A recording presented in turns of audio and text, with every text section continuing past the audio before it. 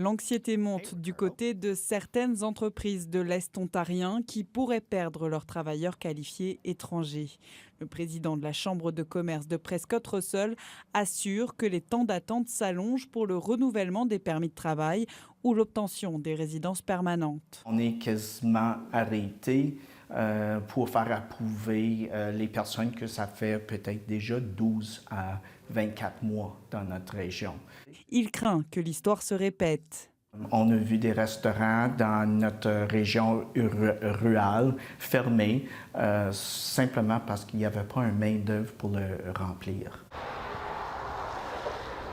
Dans cette entreprise de l'Est ontarien spécialisée dans la conception de tissus techniques, difficile de se passer d'une main-d'œuvre étrangère. La couture, ce n'est plus une habileté qu'on a ici, surtout dans notre région. On a même essayé de répartir notre recherche aussi au travers l'Ontario et même le Québec.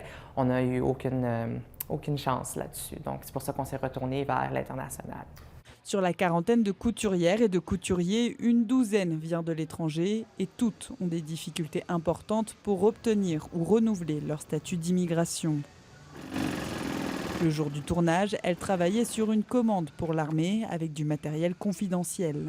Ça nous cause beaucoup d'incertitudes pour nous en termes d'opération, mais aussi pour les employés qui sont affectés directement et aussi leurs familles.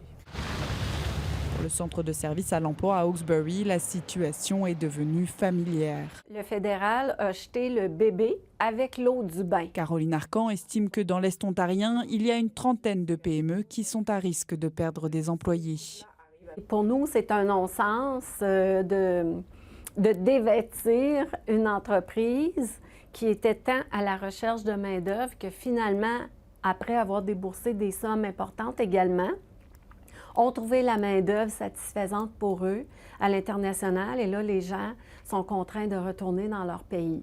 Par voie de communiqué, le ministère de l'Immigration souligne que les travailleurs étrangers sont essentiels à la croissance économique du Canada, mais que des chiffres plus élevés exerceraient trop de pression, notamment sur l'offre de logement.